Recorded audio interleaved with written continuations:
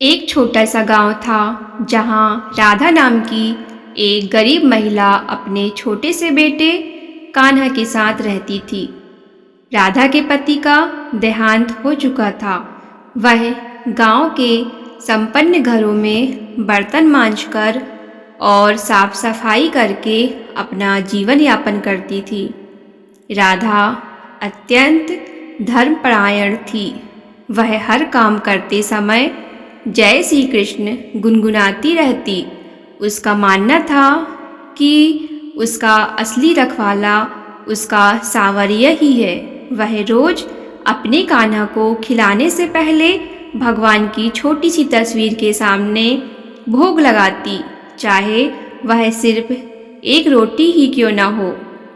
गांव का जमींदार बहुत निर्दयी था। राधा की झोपड़ी जिस जमीन पर थी, जमींदार उसे हथियाना चाहता था ताकि वहां अपना गोदाम बना सके।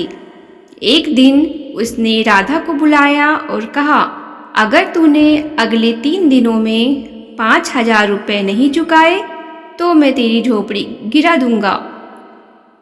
उस समय 5,000 रुपये राधा के लिए 5 लाख के बराबर थे। वह रोती हुई सबके पास गई, लेकिन किसी ने उसकी मदद नहीं की। हर तरफ से उसे निराशा मिली। तीसरे दिन शाम आ गई।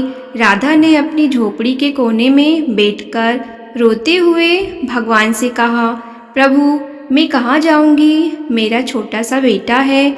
लोग कहते हैं तू सबका है, क्या इस दुखियारी माँ का कोई नहीं? अगर आज तूने रास्ता नहीं दिखाया तो मैं और मेरा बच्चा बेघर हो जाएंगे। रात के 11 बजे गांव में सन्नाटा था। तभी अचानक राधा के दरवाजे पर दस्तक हुई। खट खट खट। राधा ने डरते हुए दरवाज़ा खोला। बाहर एक 10-12 साल का सांवला सा बच्चा खड़ा था। उसके सिर पर एक मोर पंख लगा था और उसके चेहरे पर एक ऐसी चमक थी कि राधा अपनी सुध बुध खो बैठी। बालक ने कहा, मैया मैं शहर से आ रहा हूँ, रास्ता भटक गया हूँ और मुझे भूख लगी है, क्या कुछ खाने को मिलेगा? राधा ने अपनी चिंता भूलकर उसे अंदर बुलाया। उसके पास केवल एक सूखी रोटी, थोड़ा सा गुड़ था। उसने वही प्रेम से बालक को दिया। बालक ने बड़े चाव से खाया और जाते समय एक छोटी सी पोटली राधा के हाथ में थमा दी।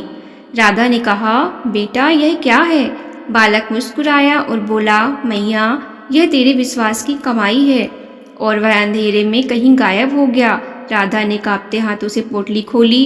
उसके अंदर सोने की मोहरें थी। वह भागकर बाहर गई, लेकिन वहाँ कोई नहीं था। उसे समझ आ गया कि वह बालक साधारण नहीं था।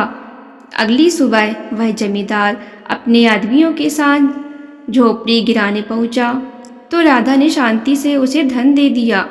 जमींदार हैरान रह गया, लेकिन असली चमत्कार तो तब हुआ जब जमींदार ने वह सोना हाथ में लिया। उसे सोने की मोहरे पर द्वारिकाधीश लिखाई दिया। जैसे ही जमींदार ने उन मोहरे को देखा, उसकी आंखों की रोशनी धुंधली होने लगी। उसे एक आवाज़ सुनाई दी, जो मेरे भक्त को सताएगा वह मेरा क्रोध पाएगा। जमींदार डर के मारे राधा के पैरों पर गिर पड़ा और उसने न केवल उसकी जमीन छोड़ दी, बल्कि उसे और भी सहारा देने का वचन दिया।